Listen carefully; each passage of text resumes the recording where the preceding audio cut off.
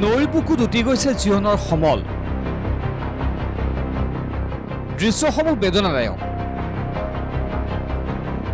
বান খহনীয়াত এইদৰে উটি যায় দুয়ো বাহুৰ বল চকুৰ প্ৰচাৰতে হেৰাই আপোন ঘৰখন বাৰিষাৰ সময়ত বানে ধুই নিয়া ৰাজ্যৰ প্ৰায় প্ৰতিটো প্ৰান্ততে এই দৃশ্য এতিয়া সুলভ এই দৃশ্য হাতছিঙিমাৰীৰ ফকীৰগঞ্জৰ ৱাহাব বজাৰ অঞ্চলৰ চাওক কিদৰে মহাবাহুৰ ওপৰত অৱশেষ অস্তিত্বলৈ ওলমি আছে এইটো মছজিদ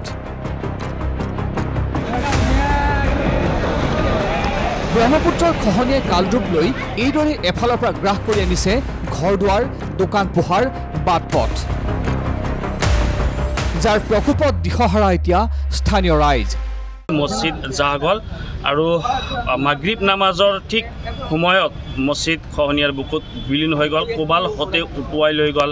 জামে মছজিদ এতিয়া ঈদগাহ ময়দানত মাগৰিব নামাজ আদায় কৰা হ'ল আচলতে অতি সোনকালে আমি অসমৰ জলসম্পদ বিভাগৰ মাননীয় মন্ত্ৰী পীযুষ হাজৰিকা ডাঙৰীয়াক অনুৰোধ জনাইছোঁ তাৎক্ষণিকভাৱে আমাৰ এই ৱাহাব বজাৰ অঞ্চলখিনি ৰক্ষা কৰিব লাগে নহ'লে বিস্তীৰ্ণ অঞ্চল নিচিন্ন হৈ যাব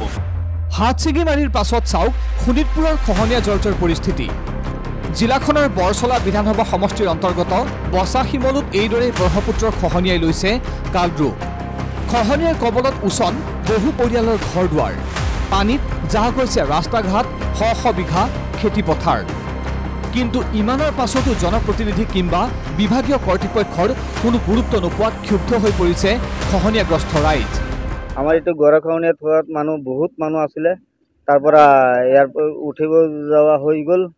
এতিয়া কিছু মানুহ আছে আমাৰ ওচৰতে আৰু বহুত দূৰত গ'লগৈ গছ গছনি ভাঙি আছে এতিয়ালৈকেও এই বছৰতো আমাৰ 20-25টামান ঘৰ ভাঙি আছে ইপিনে একেই পৰিস্থিতি এয়া হোজাইৰ শোলমাৰী গাঁৱতো চপৰে খহিছে কপিলীৰ পাৰ গাঁওখনৰ প্ৰায় 1 কিলোমিটাৰ স্থান এতিয়া এই ভয়ংকৰ খহনীয়াৰ কবলত যিকোনো মুহূৰ্ততে কপিলীৰ বুকুত বিলীন হ'ব পাৰে অতি পুৰণি এই মছজিদটো প্ৰকৃতিৰে ত্ৰাসৰ পৰা পৰিত্ৰাণ বিচাৰি অৱশেষত নেদেখাজনৰে শৰণাপন্ন হৈছে উপায়ন্তৰ ৰাইজ এই কপিলী নদীৰ গৰাখহনীয়াই আমাৰ গাঁওখনলৈ গোটেই গাঁওখন আমাৰ মছজিদখন গৰাখহনীয়া ভাঙি লৈ যাবলৈ ধৰিছে সেইটো কাৰণে আমি সকলো ৰাইজে মিলি আমাৰ বুজুৰ্গক আনি জয়নগৰ মাদ্ৰাছাৰ হুজুৰে এজনক আনি আমি ইয়াত দোৱা আল্লাহৰ মাগিছোঁ যে আল্লাহ পাকে যে আমাৰ এই গৰাখহনীয়াৰ পৰা আমাৰ গাঁওখন বচায় আৰু আমাৰ মছজিদখনো বচায় ব্যুৰো ৰিপৰ্ট ND24